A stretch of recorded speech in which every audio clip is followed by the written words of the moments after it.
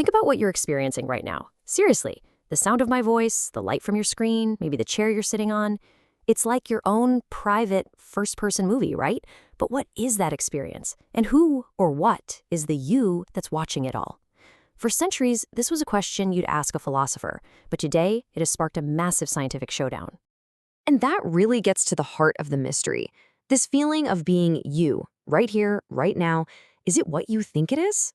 I mean, in that movie of your life, is the main character also the one sitting in the audience watching? This isn't just a fun little mind game anymore. Scientists are actively hunting for the answer, and they're using hard data to do it. You know, there's a word for this subjective feeling. It's qualia. It's the unique personal quality of any experience, like the very specific way you see the color red or the sharp sting of a paper cut. Explaining how a 3-pound lump of wetware, your brain, can generate this incredibly rich inner world, well, that's what philosopher David Chalmers famously called the hard problem of consciousness. To really get why this is so tough, let's try a thought experiment. It's called the philosophical zombie. Imagine someone who looks, talks, and acts exactly like you. They laugh at all the right jokes, they pull their hands back from a hot stove, they even say they're in love. But on the inside, it's all dark. There's nothing. No feeling, no experience, just a biological computer processing inputs and spitting out outputs. How on earth could you ever tell the difference? That thought experiment, it just perfectly frames this central challenge, doesn't it? So how do we get from the physical stuff of the brain to the private world of the mind? Let's start digging into the evidence. Chalmers himself put it perfectly right here. We can map out how the brain processes light and sound and touch. We can see all the neurons firing. But that still doesn't explain why it feels like something to see, hear, and feel. Why isn't it all just happening in the dark? Okay, so the first batch of clues comes from a pretty surprising place, our own minds, which, it turns out, aren't as reliable as we think.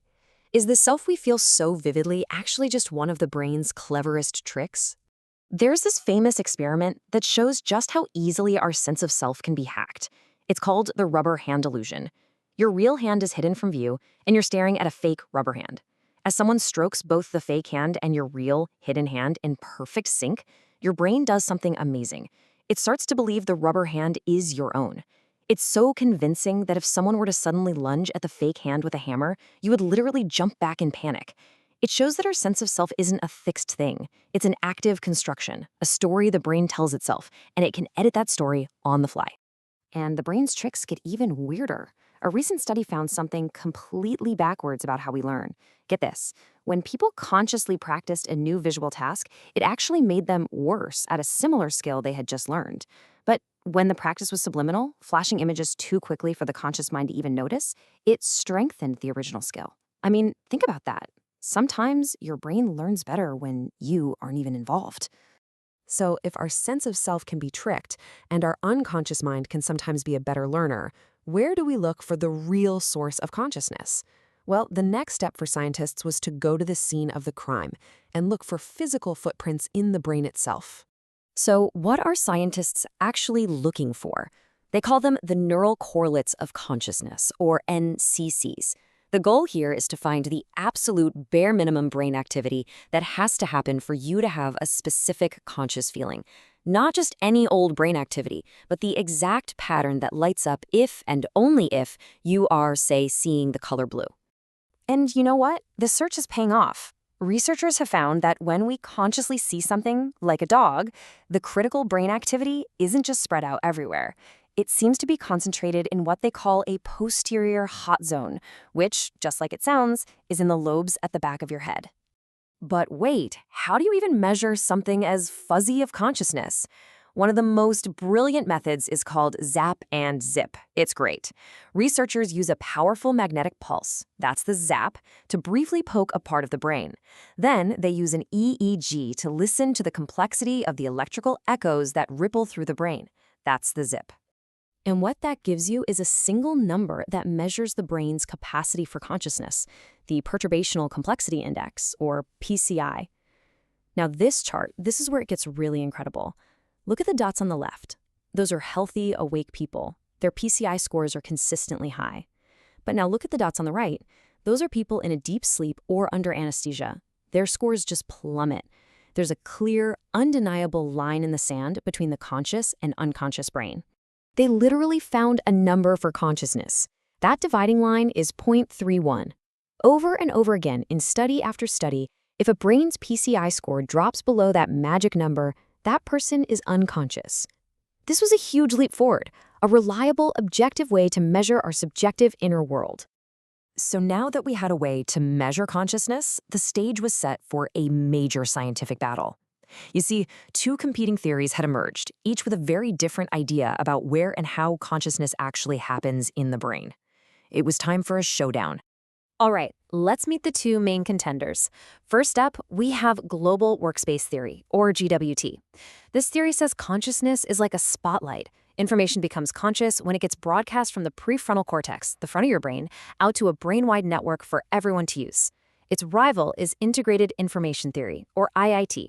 IIT argues consciousness isn't about broadcasting at all. It's about how complex and interconnected information is, and it predicts the real machinery isn't in the front of the brain, but in that posterior hot zone at the back. So this posterior hot zone became the key battleground. According to IIT, this is where the magic really happens. Not through some big broadcast to the front, but through incredibly intricate processing happening right there in the back. The two theories now had opposite and, crucially, testable predictions. So, in a totally unprecedented collaboration, the scientists supporting both theories got together. They designed what's called an adversarial experiment, one that would pretty much force a clear winner to emerge. It was time to put reality to the test. Okay, so the prediction from Team Global Workspace Theory was clear. When a person becomes conscious of something, like seeing a face on a screen, the key signal should be a broadcast that lights up the prefrontal cortex, right at the front of the brain. Meanwhile, Team Integrated Information Theory predicted something completely different. They said, nope, the key signal won't be in the front. It'll be a sustained, complex pattern of activity within that posterior hot zone, right where all that visual information is being processed. So, who was right? Using a whole battery of brain scanning tools, this massive study finally published its findings. And while the debate is far, far from over, the initial verdict was a shock to a lot of people. The data did not show a broadcast from the front of the brain. Instead, the best predictor of a conscious experience was that sustained activity in the back. Score 1 for Integrated Information Theory. Now, this verdict doesn't close the case on consciousness, not by a long shot. But what it does is open up a fascinating and kind of mind-bending new chapter. Because if consciousness really is all about integrated information, the implications go way beyond just the human brain. And that leads to a pretty radical conclusion. If consciousness is tied to the complexity of information, maybe it's not some on or off switch that only humans have. Maybe it's a spectrum. On this qualia spectrum, you could have all kinds of systems, from simple animals to humans to, even sophisticated AI, all possessing different degrees of subjective experience. Which leaves us with one final, profound question to chew on. If yourself, your consciousness, is ultimately just a very, very complex pattern of information, what happens when we can copy that pattern? When we can upload it or run it on a different computer? Where would you be then? After centuries of being a question for philosophy, that is now officially a question for science.